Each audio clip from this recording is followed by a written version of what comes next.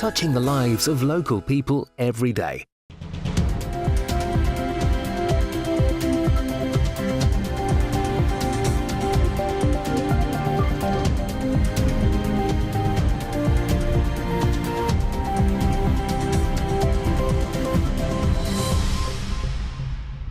Welcome back and welcome to Business Extra. Tonight we're looking at the Norwich Business Improvement District. That's the organisation that works behind the scene to improve the city for all the businesses in it. I'm joined by Stefan Gurney from BID. We'll be talking to him in just a moment, but first let's get the business headlines for the week.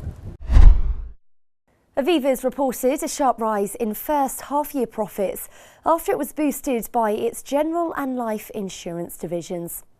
The Norwich-based insurer said operating profit grew 11% to £1.46 billion in the first 6 months of the year.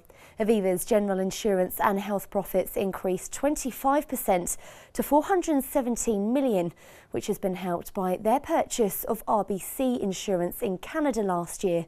The group also announced it had agreed a 10-year deal with HSBC to continue offering products to the bank's customers. Kettle Chips, who have got a base at Bowthorpe in Norwich, have set up a new partnership to try and bring its potato growers and hauliers closer to benefit all. Kettle Foods has formed the Kettle Growers Group, which connects haulage firm Drury's of North Walsham with farmers. From this month, a dedicated fleet will run the crop to Kettle's factory. The 18 farms which form part of the group are all based within 30 miles of the site. Firms from our region have landed major multi-million-pound contracts to the construction of an offshore wind farm's coastal base. RG Carter and Jackson Civil Engineering have been named as the preferred bidders for the operators and maintenance base for the Galloper offshore wind farm off the coast of Suffolk. And finally, this weekend will see the official opening of Norwich's International Aviation Academy. It brings to an end a long-running construction process of the last year. It has been built in an old hangar near to Norwich Airport and will be looking to train the aircraft engineers and staff of the future. The Aviation Skills Partnership have set it up with enough space for a full-size 737 plane inside. Okay, thank you very much indeed. Right, we're joined by Stefan Gurney from Norwich BID, that's the Business Improvement District. They've just had a vote through from local businesses to give them another 5 years effectively. 5 years to work behind the scenes to improve what goes on in the city centre. Hi there, Stefan. Hello. Obviously you must be really pleased with what happened last week. Yeah, it was a great result for the BID.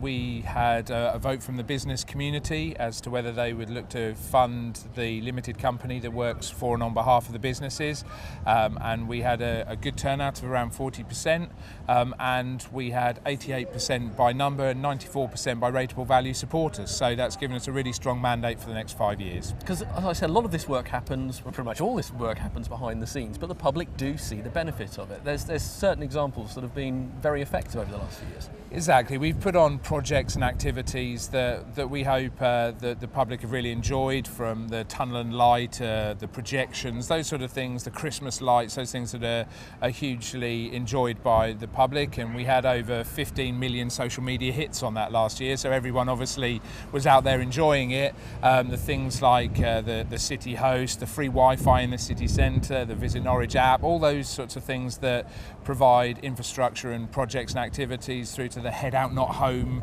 sort of Thursday evening acts that people see out in the city centre.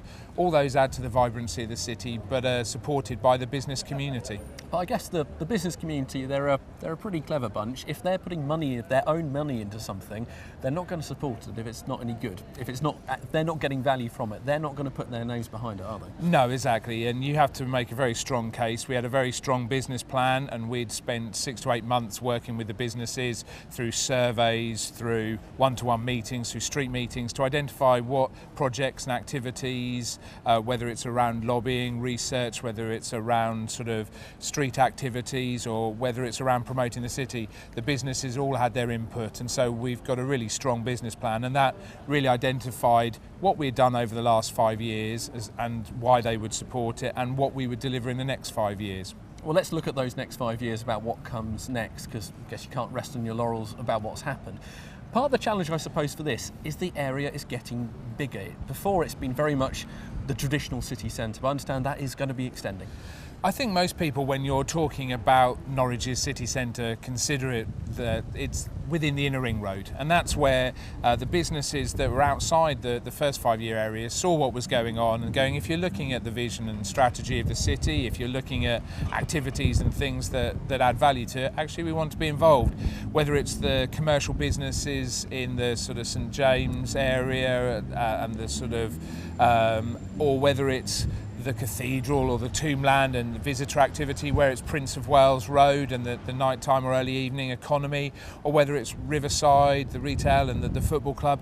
All those people started to see what the bid had been doing and said, actually, we'd like to be involved, we'd like to be engaged, and therefore it was a challenge, but it's something that they helped to shape what it should look like. Because is it going to be a challenge to bring all of those areas in? Because each area has got a very different personality. I guess there's a different set of priorities for someone who's at Riverside or Thorpe Road or out towards Anglia Square or different areas to what everyone needs in the vicinity of the Forum and the marketplace. I think every area has its own uniqueness, and we've got lots of different activities and different projects that support different things. The commercial businesses, we're very keen to talk about the commercial promotion of the city to the wider business community, to draw around staff recruitment and retention, and the leisure businesses were keen on activities like the Purple Flag, which gives national accreditation to themselves. The Tombland and the Cathedral and other sort of tourism businesses. Now that the bid runs Visit Norwich, we're very keen that we had support and activity that involved them going forward and promoted the city at a national, international level. So we very much looked at a business plan that reflected the different sectors within the city. So whether it's commercial, retail, leisure or public and voluntary sector, we wanted to work with all of those to make something that delivered across all those areas. Now, one thing I did want to talk to you about was the idea of improving some of the gateways to the city. In that sense, you were talking around the station or St Stephen's area, I suppose. What's the work you want to do around those sort of things so that the first impression that people have when they come to the city? When we've been chatting to the businesses, it was one of the areas that they felt sort of the first impressions of the city weren't the strongest and didn't represent actually how the city felt for those businesses or people that work in the city. If you're coming in on St Stephen's or you're coming in on the train to Prince of Wales Road, they're not the best sort of vistas into the city and don't represent the city. So I think what we would like to do is look at whether it's public realm works or whether it's art or installation or something in those areas, to improve those areas, to really showcase what the city has and to extol the virtues of the city, and we'll work with partners and stakeholders and businesses in the area to look at how and what should be done there, whether it's as we said, public realm improvements like tree lines or planting or art or sculpture, but something that just ups the game of the city. Because I guess that sort of thing doesn't have to cost a huge amount of money, but if you can make some surface changes, it can make a big difference.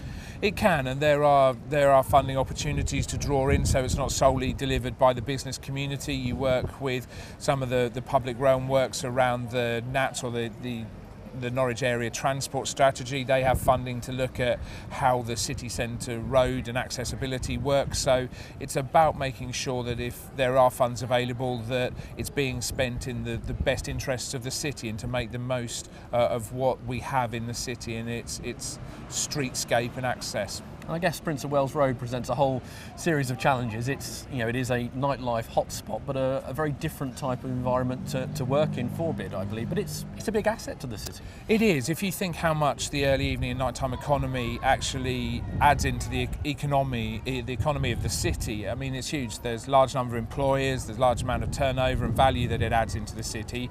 So we've been really keen to engage with them, and one of the things that they were really keen to do was to change the perception of the area.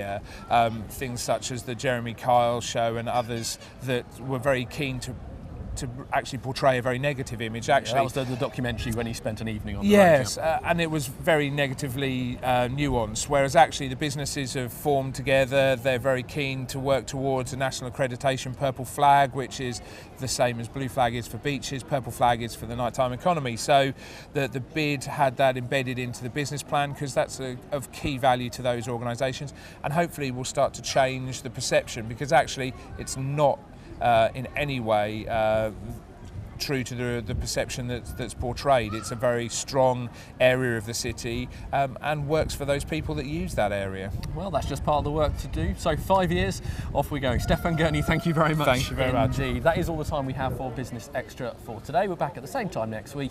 If you want to get involved, we are at Mustard TV on Twitter and hashtag Business Extra. I better get that right. Stefan Gurney, thank you very much. Have a very good night.